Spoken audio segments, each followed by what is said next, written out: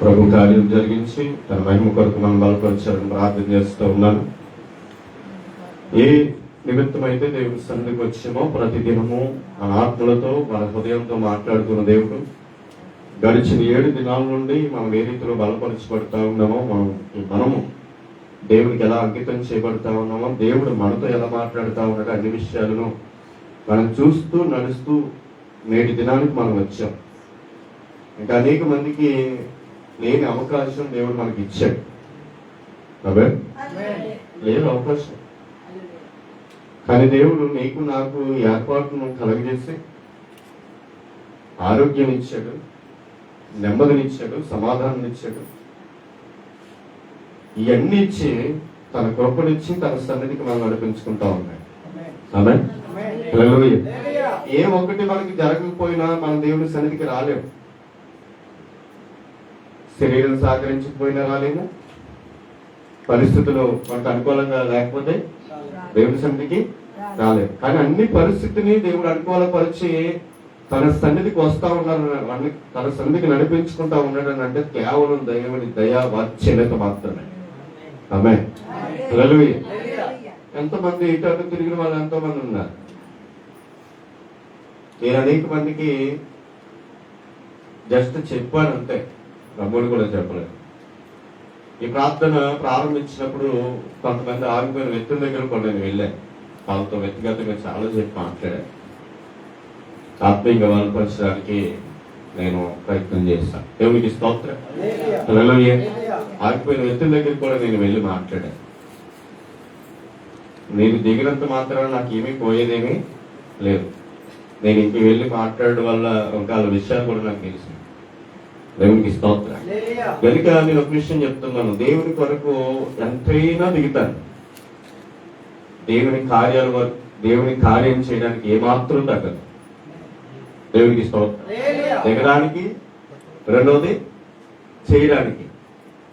దేవుని కార్యం జరిగించడానికి దిగుతాను, కానీ దేవునికి ఏదైనా చేయాలంటే దిగను. ఇది నాకు దేవునికి స్తోత్రం. హల్లెలూయా. మనం కొన్ని లక్షలు పెట్టుకుని ఆ వస్తువులు మనం కొంటాం, దేవునికి సమర్పిస్తా ఉన్నాం. వచ్చే దానిలో కూడా కొన్ని వస్తువులు ఇంకా మనం కొంటా ఉన్నాం.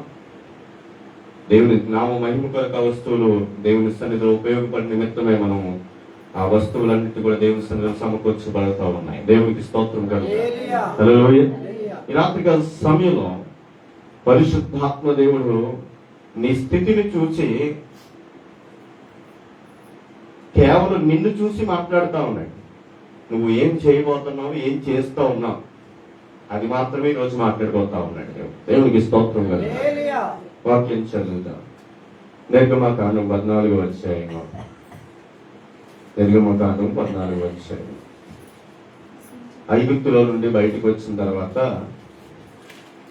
10వ వచనంలో వారు చేయించిన పనిని ఒకసారి మనం చూస్తూ, ఫరో సమీపించుచుండగా ఇశ్రాయేలీయులు కనులెత్తి ఐగుప్తీయులు తమ వెనుక వచ్చుట చూసి మిక్కిలి భయపడి యెహోవాకు ఏం చేసిన తర్వాత మొరపెట్టారు? మిక్కిలి భయపడి. దేవునికి స్తోత్రం. మాట చెప్పండి. మిక్కిలి భయపడి. ఎవరికి మొరపెట్టారు? ఎవరికి? డోర్ తీసారు.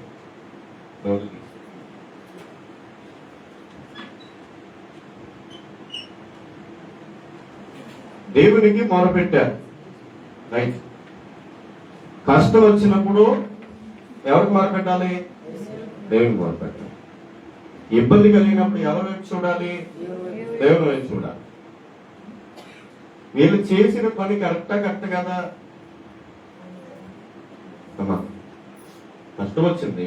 ఫరో తరుముకుంటూ వచ్చేస్తా ఉన్నాడు. ఫరో వస్తున్నాడని దేవుడికి మొదలుపెట్టారు మొట్టమొదటిగా. ఆ పని బాగానే చేశారు. కష్టం వచ్చినప్పుడు దేవుని వైపు చూశారు, దేవుడికి మొదలుపెట్టారు. దేవుడే మమ్మల్ని బయటికి తీసుకొస్తాడు, మా కష్టం నుండి, మా కన్నీళ్ళ నుండి ఆయనే మమ్మల్ని తీసుకొస్తాడు అని దేవుడికి మొదలుపెడుతూ వచ్చిన ఇశ్రాయేలీయులు కిందకు మనం చదువుకుంటూ వెళ్తే అంతటా వారు మోషేతో ఐగుప్తులో సమాధులు లేవని దేవునికి భయపడిన వెంటనే దేవుడు మొరపెట్టాలని తెలిసిన వీళ్ళు మరి వెంటనే ఎవరిని దేశిస్తున్నారు? ఎవరు దేశిస్తున్నారు? ఒక మంచి పని తర్వాత కన్నా చెడు చేస్తారు. దేవునికి స్తోత్రం. ఏదో చేయాలి, అన్నట్టు ఏదో పొరపాటు చేయాలి. ఇక్కడ మొట్టమొదటిగా దేవుడిని మొదలుపెట్టారు. దిస్ గుడ్ థింగ్, చాలా మంచి పని చేశారు. కానీ వెంటనే దేవుని సేవకులను దూషిస్తూ మొదలెట్టారు. దేవునికి స్తోత్రం కలుగుతారు. హల్లెలూయా. ఇక్కడ దేవుని సేవకుని దూషించడం మొదలు పెట్టారు. అక్కడ సమాధులు లేవని ఇక్కడ చంపడానికి తీసుకొచ్చావా అంటే ఎదురుకుండా ఏముందనంటే ఎర్ర సముద్రం ఉంది. ఎటు వెళ్ళలేని పరిస్థితి, ఎటు వెళ్ళని పరిస్థితి. ఖచ్చితంగా ఎలా వెళ్ళాలంటే ముందుకే వెళ్ళాలి, వెనక్కి వెళ్ళే అవకాశం మాత్రం లేదు. ఎట్టి పరిస్థితిలో ముందుకే వెళ్ళాలి. నేను ఉదయం దేవునితో మాట్లాడుతూ ఉన్నప్పుడు మధ్యాహ్నం కాల సమయంలో దేవుని వాక్యం అందించిన తర్వాత నిషిద్ధమైన ప్రశాంతమైన పరిస్థితులు ఉండిపోయాయి. దేవుని వాక్యం ఇంకా నాకు ప్రత్యక్షం అవ్వలేదు. నేను దేవునికి ప్రార్థన చేస్తా ఉన్నాను.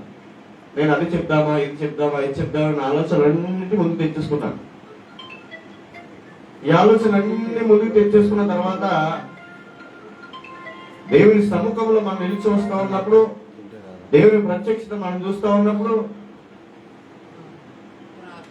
ఎన్ని వాక్యములన్నీ మన కళ్ళ ముందు ఉన్నాయి. చాలా వాక్యాలు కళ్ళ ముందు ఉన్నాయి.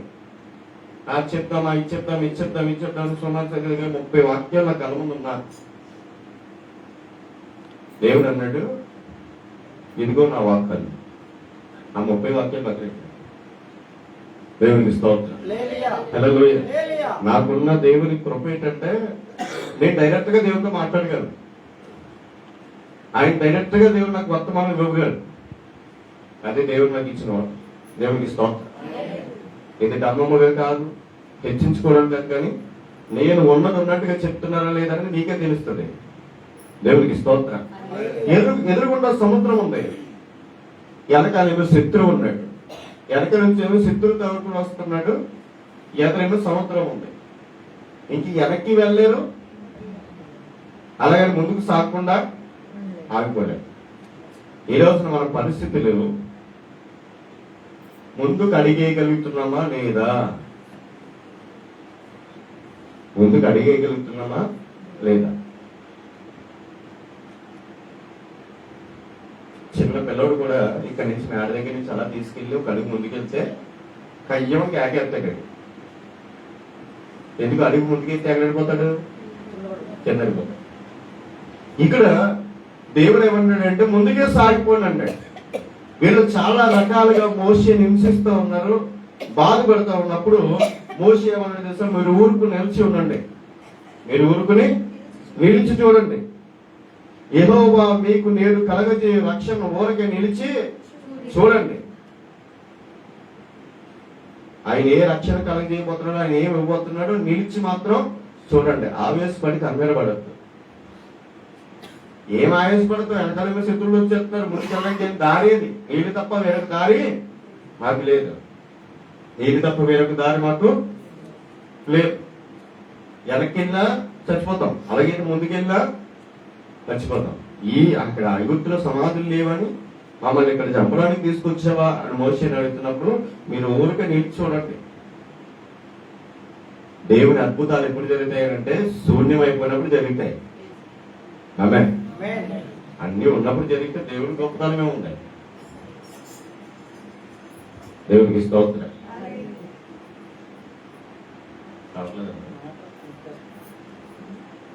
దేవునికి స్తోత్రం కనుక అన్ని ఉన్నప్పుడు ఎవరైనా చేస్తా ఉన్నారు. కానీ మనం ఎక్కడికి తీసుకెళ్లి చేస్తా ఉన్నాడంటే శూన్యంలో పెట్టి వెలుగును ప్రకాశింప చేయగలిగిన వాడు దేవుడు. ఏమై ఇంక ఎటు లేని పరిస్థితుల్లో ఎటు వెళ్ళాలో తెలియని పరిస్థితుల్లో ఏమి చేయాలో తెలియని పరిస్థితిలో దేవుడు అన్ని చేయగలిగిన దేవుడు మన పక్షానికి వచ్చి నిలబడి అన్ని చేసి మనల్ని కనపరుస్తాడే. దేవుడికి స్తోత్రం. హల్లెలూయా. ఇక్కడ వెనక సైన్ వచ్చేస్తుంది, కంపల్సరీగా ముందుకే నడాలి, వెనక్కి అడిగేసే పరిస్థితి లేదు. దేవుడు అన్నాడు మీరు ముందుకే సాగండి అన్నాడు. దేవుడు చెప్పడం కూడా మీరు ముందుకే సాగండి అన్నాడు. ఇటువంటి పరిస్థితుల్లో ఏమి చేయాలో తెలియక మోషే ఎవరికి ప్రార్థన చేస్తాడంటే దేవునికి ప్రార్థన చేస్తాడు అన్నాడు. ఒక మాట మిమ్మల్ని అడిగామండి, ఇప్పుడు కష్టం వచ్చినప్పుడు దేవునికి ప్రార్థన చేయడం తప్ప రైటా? అవునండి. కష్టం వచ్చింది, మోషేకి ఏం చేయాలో తెలియట్లేదు. ఎదురుకుంటేనే సముద్రం ఉంది, వెనకాలేమో శత్రువు ఉన్నాడు, ఎన్నేళ్ళు అందరూ చచ్చిపోతారు. ఏం చేయాలో తెలిసిన పరిస్థితిలో ఒక ఇబ్బందికరమైన పరిస్థితి ఉన్నప్పుడు దేవుణ్ణి అడగడం తప్ప? అవునా? దేవుణ్ణి అడగడం తప్ప? అక్కడ మోషే దేవుని దగ్గరికి వెళ్ళి మొరపెడతా ఉంటే, మోషే నువ్వు నాకు ఎందుకు మొరపెడుతున్నావు అంటాడు 15వ వచనంలో.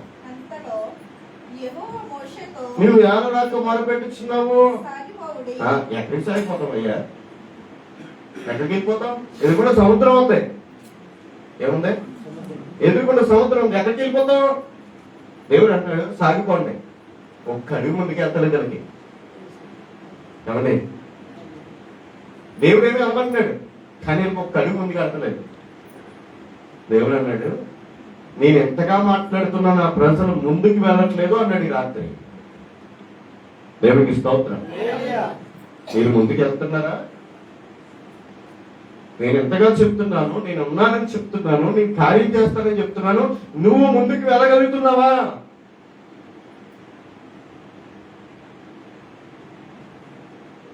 ఇక్కడ నుండి చాలా కౌలు మేము చెప్తాం, కానీ కొన్నిసార్లు మేము బలహీనమే, మేము ధైర్యం చనిపోతాం కొన్నిసార్లు.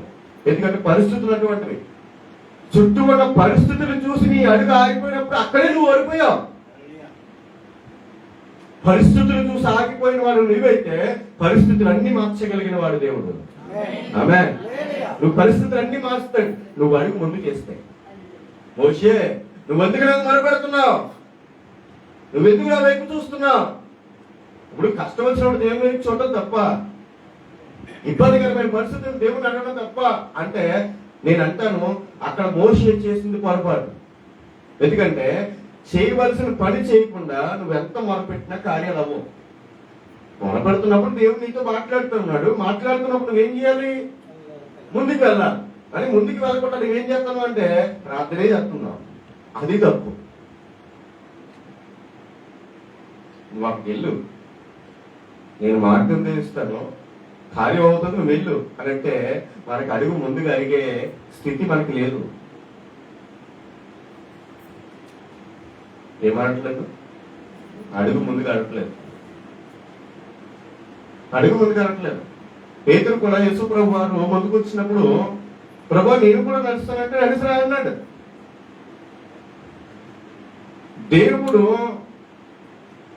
ముందుకు వెళ్ళు, ఆగిపోవద్దు, భయపడద్దు, జంకద్దు, ఆందోళన చెందద్దు, నేనున్నాను, నువ్వు అడిగి అని అడిగితే పేతురు బాగానే నిలబడ్డాడు. ఎక్కడ? నీటి మీద నిలబడ్డాడు. దేవుని మాట చెప్పున చేస్తే మనం నిలబడతాం. ఆమేన్. ఏ పరిస్థితుల్లో అయినా సరే, ఎటువంటి వ్యక్తి అయినా సరే, ఏ కఠినమైన పరిస్థితుల్లోనైనా సరే మనం దేవుడు నిలబెట్టగలిగిన దేవుడు అయి ఉన్నాయి. హల్లెలూయా. ఆ నిలబెట్టాలని అంటే నువ్వు ముందుకు వెళ్ళాలి. దేవుడు మనతో నువ్వు మాట్లాడాలి. నువ్వేం చేయాలి? మాట్లాడాలంటే వాడికి వెళ్ళాలా? దేవుడు ఏది లింకప్ లేకుండా మాట్లాడండి. ప్రతిరోజు మన హృదయాన్ని సరి చేసుకుంటూ వస్తా ఉన్నాడు దేవుడు.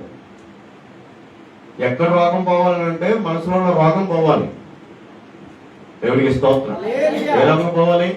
అధైర్యం అనే రోగం పోవాలి, ఆందోళన అనే రోగం పోవాలి, భయం అనే రోగం పోవాలి. ఇది మనిషిని ఓడిపోవడానికి చేస్తున్న కంటికి కనబడే వాటిని చూసి నీ అడుగులు ఆగిపోతున్నాయి. ఏం కనబడుతున్నాయి? కంటికి సముద్రం కనబడుతూ ఉంటే సముద్రం దగ్గర ఇటు అటు తిరుగుతున్నారు, కానీ ఒక్కడు కూడా ముందుకు వెళ్ళట్లేదు. మోషే ఉన్నాడు, నువ్వు ముందుకెళ్ళు, అంటే ఎలాగే ఉంది ప్రభా, నీళ్లు ఉన్నాయంటే సరే నీళ్లు ఉన్నాయా అని నీళ్లతో మాట్లాడి దేవునికి స్తోత్రం. ఎవరితో మాట్లాడు? నీటితో మాట్లాడు. కష్ట పరిస్థితులు ఉన్నప్పుడు నీ అడుగు ఎంతవరకు పడుతుంది, నీ అడుగు ఎంతవరకు ముందుకు వెళ్తుంది? మాట మనం చదువుతాం 16వ వచనం.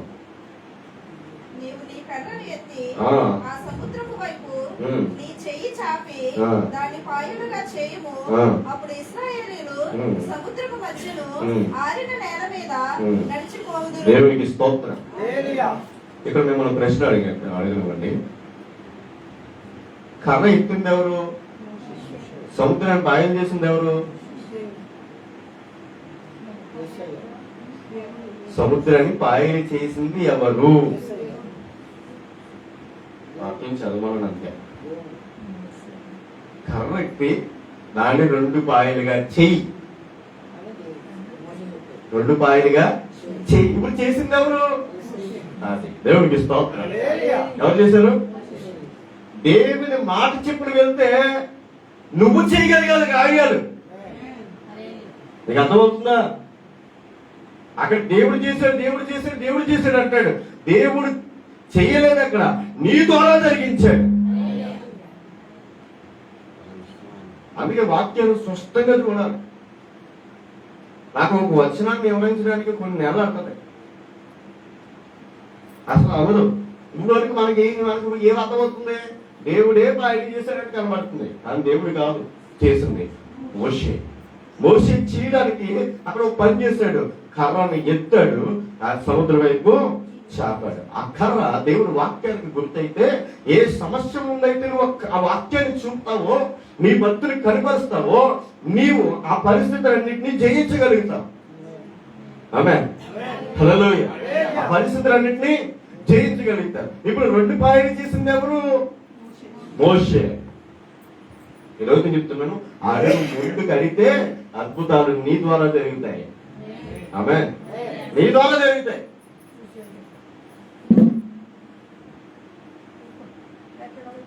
మనం కలుగు ముందుకు అనడమే చాలా ప్రాముఖ్యమైన పని. దేవునికి స్తోత్రం. మనకి భయంకరమైన పరిస్థితుల ముందుకు వెళ్ళాలి. కొంతమంది అక్కడక్కడే తిరుగుతారు, ఒక్క అడుగు కూడా ముందుకే. ఇశ్రాయేలు ఆ సముద్రం దగ్గరే ఇటు తిరుగుతున్నారు, అటు తిరుగుతున్నారు, కానీ ఒక్క అడుగు కూడా ముందుకేయట్లేదు. అక్కడ 2 పాయలుగా చేసింది ఎవరు? మోషే. ఓకే, ఇక్కడ బాగానే ఉంది. కిందకి రండి, చదవండి. కిందకి చదువుకుంటారండి. ఇదిగో నేనే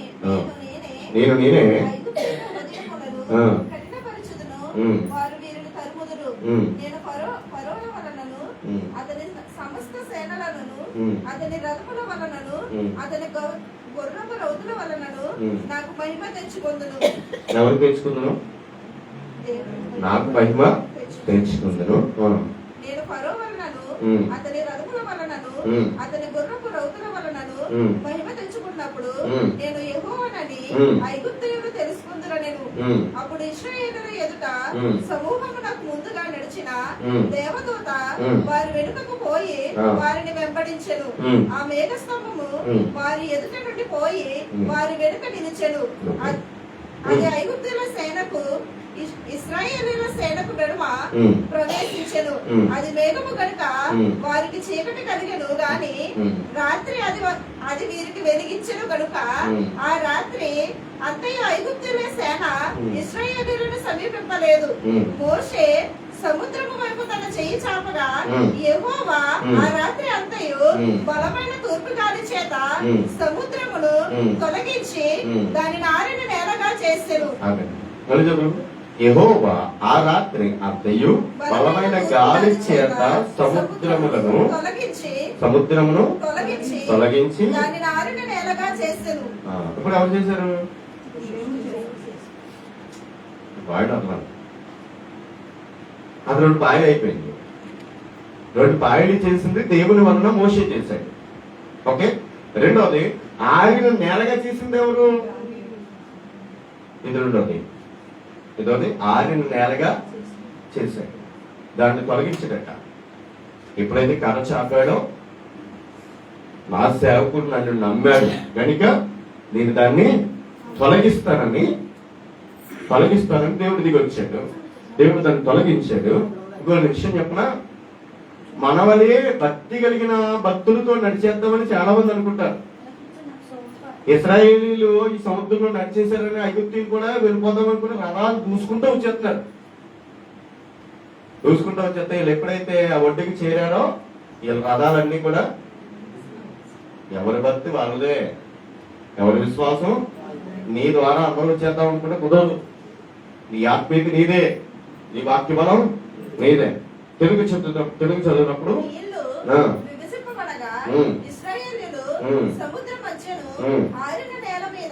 నీళ్లు విభజింపగా,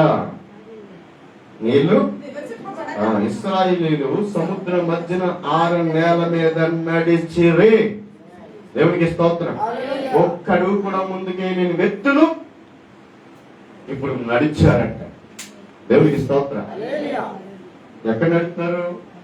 ఆరిన నేల మీద నడుస్తా ఉన్నారు. దేవునికి స్తోత్రం కదా. ఆరిన నేల మీద నడవాలంటే నువ్వు అడుగు ముందుకు వేయాలి.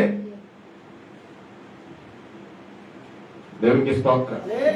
చాలా మంది చాలా అడగంగా మాట్లాడతారు. కొంత భక్తిని చూసి చాలా మంది ఏలకోలం చేస్తా ఉంటారు. ప్రతిదానికి మనం లెక్క అప్పచెప్పుకోవాల్సిన పరిస్థితి వస్తుంది. భక్తి చేస్తున్నప్పుడు మనకి కొన్ని పరిస్థితులు ఎదురవుతాయి. హేళన, ఎటకారం, దూషణ, ఈ అనేక రకాలైన మాటలు మనకు వినబడతాయి. ఇంకో విషయం చెప్పిన, నీ వల్ల అవ్వదు, నువ్వు చేయలేవు, నీ స్థితి ఎంత, నీ పరిస్థితి ఎంత అనేవాళ్ళు కూడా ఉంటారు. ఈ రోజున నేను అంటాను, ఏ పరిస్థితిలో అయితే నీ అడుగు ఆగిపోయిందో, ఏది చేయలేని నువ్వు అనుకుంటున్నావో, నేను అంటాను ఒక్కసారి దేవుని పేరట మొదలెట్టు. ఆరిన నేల మీద నడిచినట్టుగా నడిచి వెళ్ళిపోతాను. దేవునికి ఒక్క అడుగు కూడా వేయలే. నీవు ఇటు అటు తలుపులాడుతున్న ఇశ్రాయేలీయులు అందరూ ఇప్పుడు ఒకరి అడుగులో ఒకరు నడుచుకుంటూ వెళ్ళిపోతా ఉన్నారు. దేవునికి స్తోత్రం. హల్లెలూయా. నిన్న మాట్లాడు, నేను నీతో మాట్లాడతానండి. ఈ రోజు దేవుడు మాట్లాడు, నువ్వు కదులు, నువ్వు ముందుకెళ్ళు. నీ కంటికి కనబడే వాటిని చూసి భయపడద్దు, నీ చెవికి కనబడే దాన్ని చూసి భయపడద్దు. నీ హృదయాన్ని ఆందోళన పరిచే అనేకమైన ఉన్నవి. హృదయాన్ని ధైర్యపరచగలిగిన వాడు దేవుడు. ఆమేన్. ఈ రోజు ఆందోళన ఎక్కువైపోతా ఉంది. ఏమైపోయిపోతుంది? ఆందోళన ఎక్కువైపోతా ఉంది. ఒక్క అడుగు ముందుకు వెళ్తలేదు. మనకి ఎక్కడ అవుతుంది, మన పరిస్థితి ఏంటి, మన స్తోమత ఏంటి, మన స్థితి ఏంటి, మనం ఏం చేయగలబట్టి మనం ఎక్కడ. నేను ఒక విషయం అయితే చెప్తున్నాను, ఎదుగు వ్యక్తి పాడినప్పుడు నేను ఎందుకు పాడలేను అనుకుంటాను. అర్థమైందా? ఎదుగు వ్యక్తి పాడినప్పుడు నేను అతను మనుషుడే కదా, నేను ఇది చేయలేను అని అనుకోను. దేవుడి దగ్గర నీ చిత్తం అయితే నన్ను ఆ యొక్క సామర్థ్యం కలిగేసి నన్ను బలపరచు, నేను మాత్రం అంటాను దేవుడి. దేవుడికి స్తోత్రం. ఇది చేయలేని మాత్రం అనొద్దు. ఎందుకంటే మనం దేవుని కలిగి ఉన్నప్పుడు ఆ దేవుడితో కూడా మాటలు మన నోట్లో రాకూడదు. దేవునికి స్తోత్రం. ఏదాకూడదు అధైర్యంతో కూడిన మాటలు మనకు నోట రాకూడదు.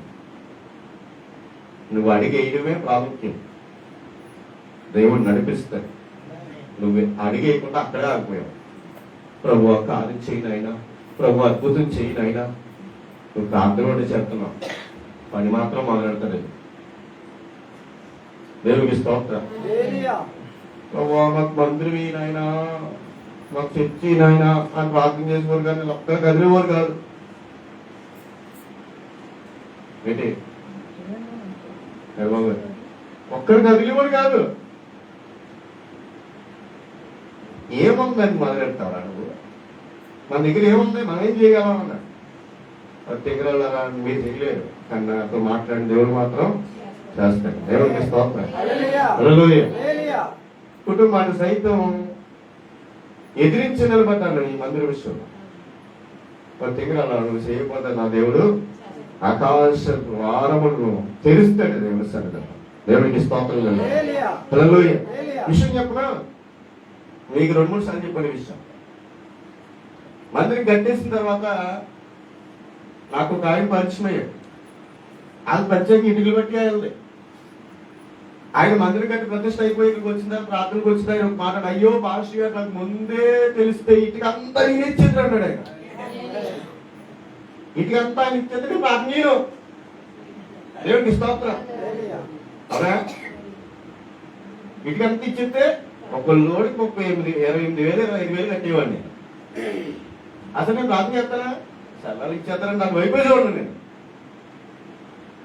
ఇంకో విషయం, అయ్యో పాస్టర్ గారు నాకు ముందే తెలుస్తా బోరేది నేనే కొడుతుంది కదా అన్నాడు ఆయన.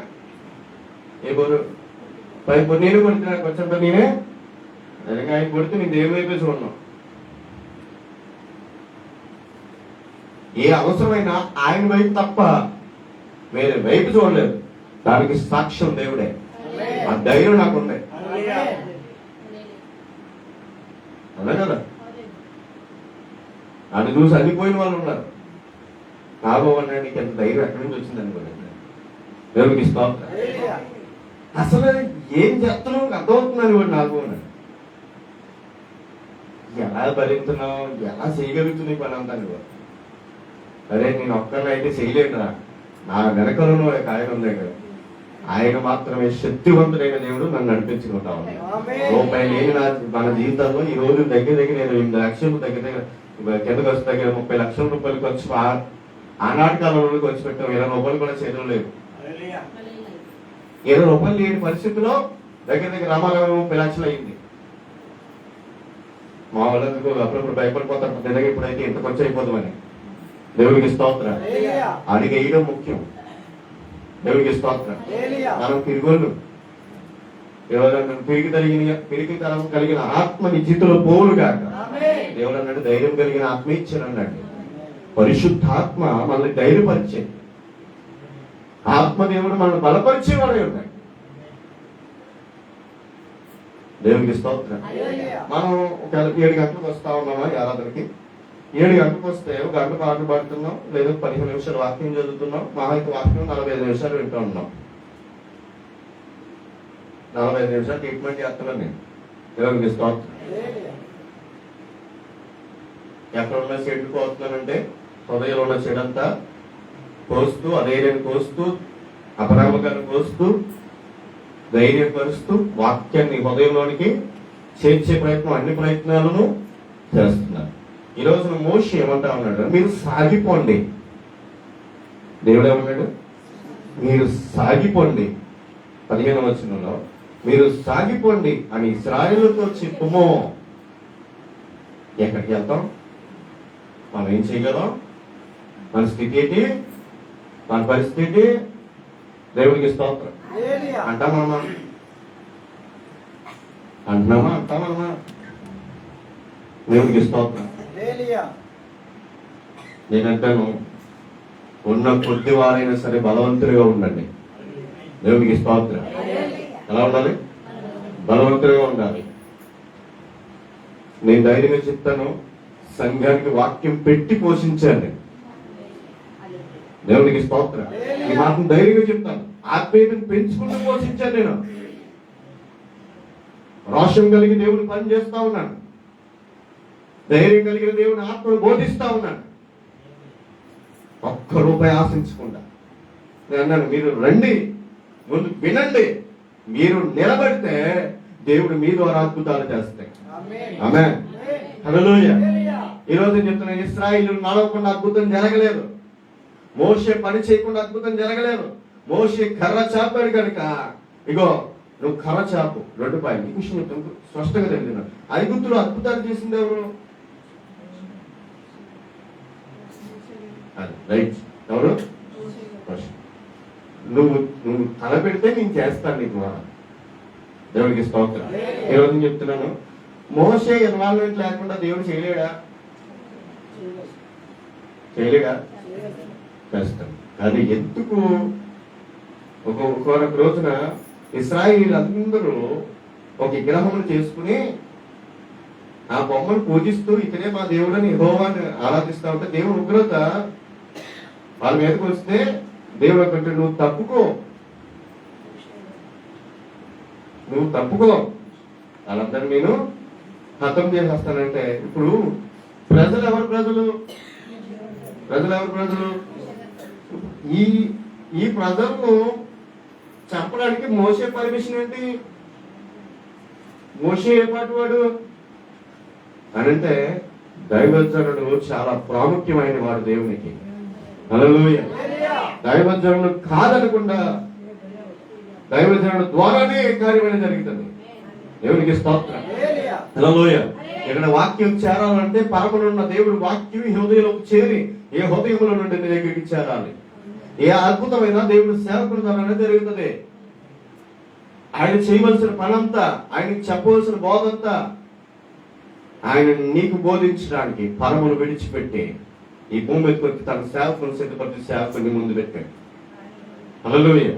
అద్భుతాలన్నీ ఎవరి ద్వారా జరుగుతా ఉన్నాయి? అద్భుతాలంటే తలుపులు తగ్గిపోవడం, కలుపులు తగ్గిపోవడం, కాళ్ళకు తగ్గిపోవడం ఇది కాదు. ఇది బాగుపడాలి. ముందు దేవుడికి స్తోత్రం.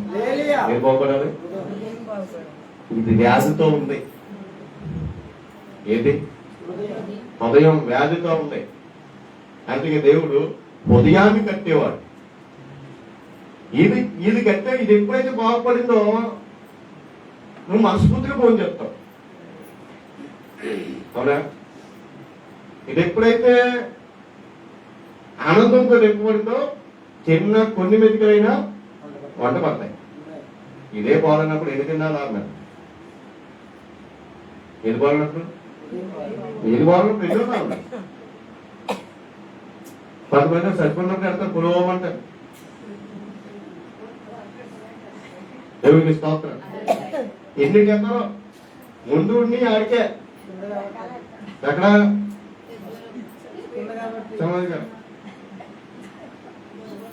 బతుకుని వాళ్ళే అస్సలు చూడ కోసం చచ్చిపోయిన అన్నీ కదా. నాకు తెలిసిన ఒక ఆయన ఉన్నాడు. ఇది లైవ్ వెళ్ళిపోతా ఉంది. అయినా సరే చెప్తాను. మా మామ చేపలు కూర చేస్తున్నది. చచ్చినప్పుడు సంవత్సరం నలబట్టి అడిగిన సార్ చేప కలదు. చేప చచ్చిపోయిన తర్వాత అందరికీ చేప వేసేసాడు. నాకు ఒళ్ళు మండిపోయింది. ఆ కర్మ నేనే చేశాను. కార్యక్రమం ఇంకేం మాట్లాడలేదు. దేవునికి స్తోత్రం. చేప వేస్తాను బాబా మా మామ అడిగిందని నేను కోపం మలుచుకుని ఈయనకైనా దుర్మార్గుడికి నేను మనసులో వచ్చింది రాని ఇంకేం మాట్లాడలేదు. దేవునికి స్తోత్రం. చచ్చిపోయినప్పుడు ఇద్దరు దేవునికి బతుకున్న మాత్రం ఏ రకం. అలాంటిది కొంతమందికి అన్ని ఉన్నాయి. సత్యుని సేవ ఎలాగైతే లేచి అన్ని తినలేకపోతున్నాయో ఈ రోజు అనేక మంది అన్ని ఉన్నా ఒక్కటి కూడా నోటి దగ్గరికి వెళ్ళి రుచికరంగా నోటికి వెళ్ళి శరీరానికి బలం మాత్రం ఇవ్వట్లేదు. నేను అంటాను, ఉదయం దేవుడు మనతో మాట్లాడింది అన్నీ ఉన్న అబ్రహాము జీవితంలో కొదువై ఉన్న ఆ కొదువుని తీర్చిన దేవుడు, ఆ కొదువు తీర్చబడిన తర్వాత దేవుడు మనకి నవ్వు కలిగి చేశాడండి. బంగారం నవ్వు ఇవ్వలేదు, వెండి నవ్వు ఇవ్వలేదు, ధనం నవ్వు ఇవ్వలేదు, ఒక్క కుమారుడు ఇచ్చాడు నవ్వు. దేవునికి స్తోత్రం.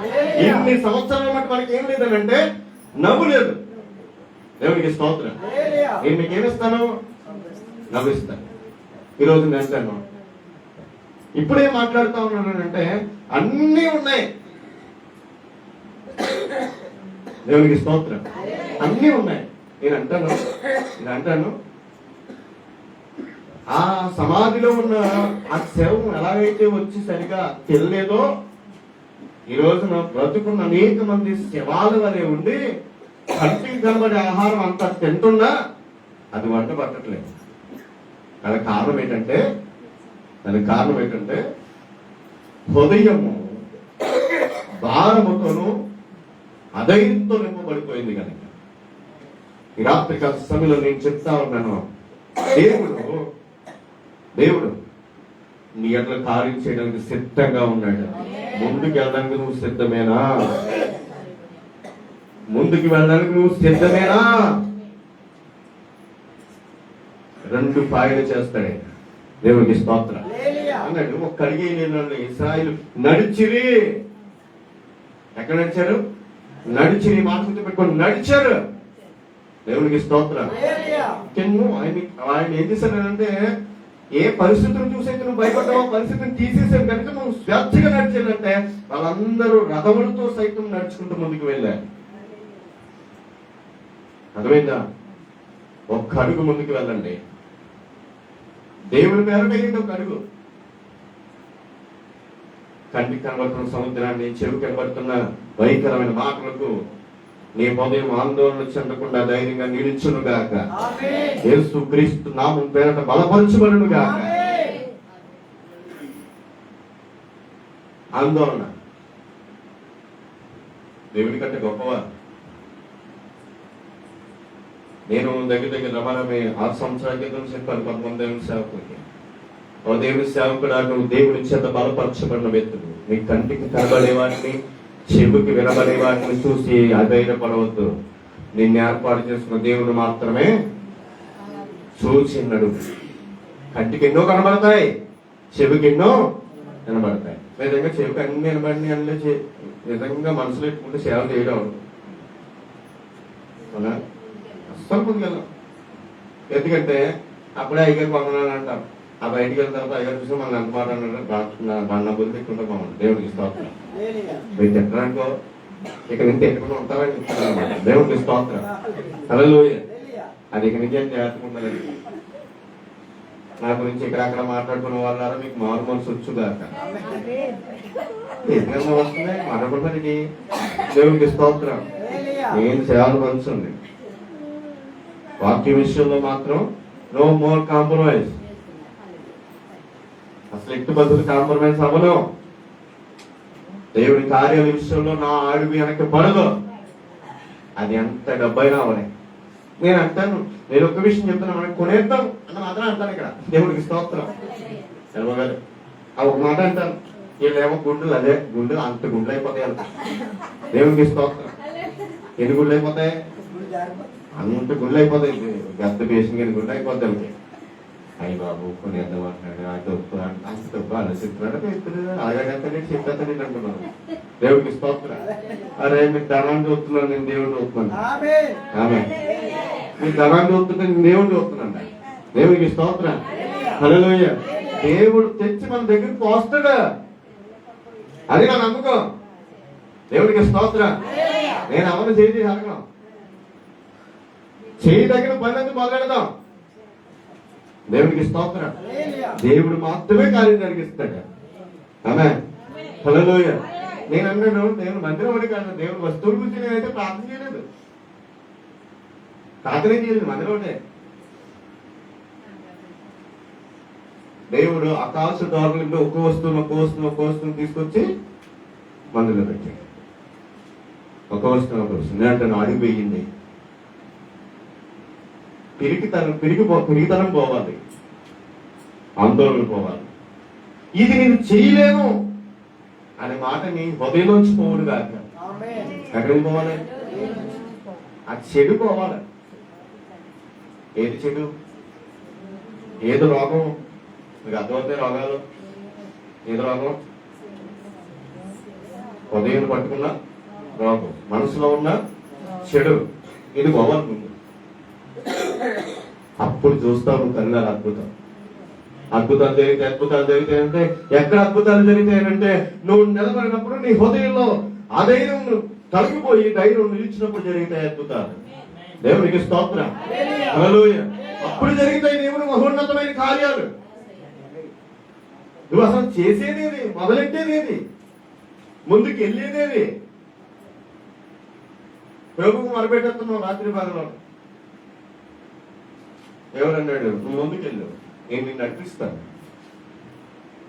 నువ్వు ముందుకెళ్తే నేను నడిపిస్తాను. ఇక్కడ నడక అనేది మర్చిపోవద్దు. ఏం చేశారు? వారు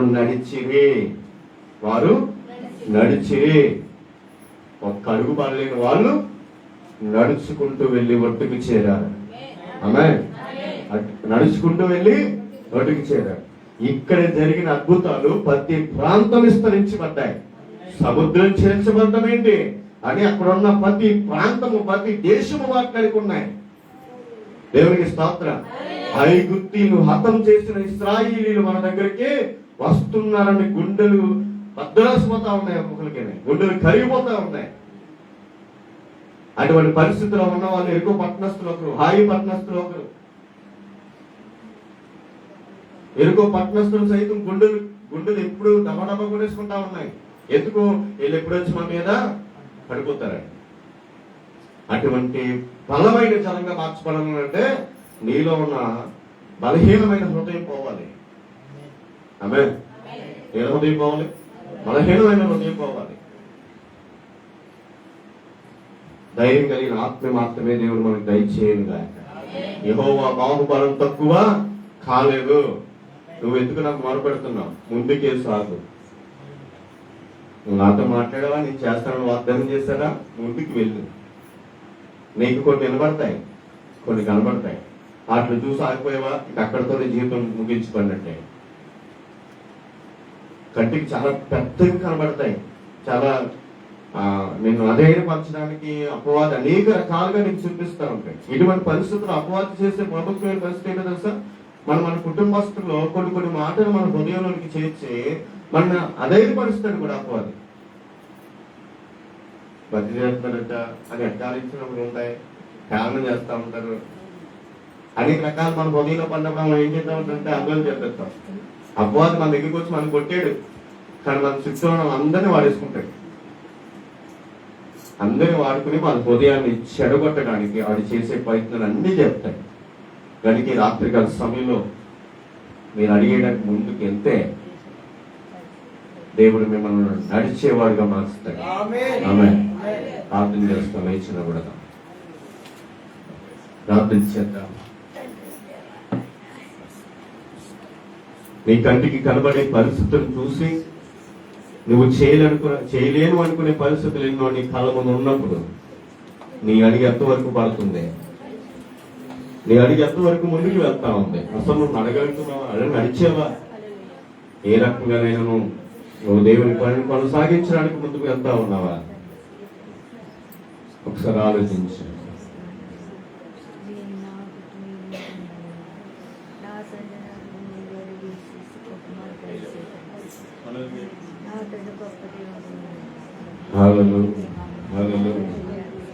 రాత్రికాల సమయంలో నువ్వు నడవడానికి సిద్ధపడితే దేవుడు కార్యం చేయడానికి సిద్ధంగా ఉన్నాడు. నీ కంటికి కనబడే సముద్రం ఎంత భయంకరంగా కనబడుతున్నా దాన్ని 2 పాయలు చేయగలిగిన దేవుడు, చేర్చగలిగిన దేవుడు. తన ప్రజలకు అడ్డొస్తే ఏదైనా తీసేస్తాడైనా. ఆమేన్. తన ప్రజలకు అడ్డొస్తే తన సన్నిధిలో వానికి ఏది అడ్డుగా ఉన్నా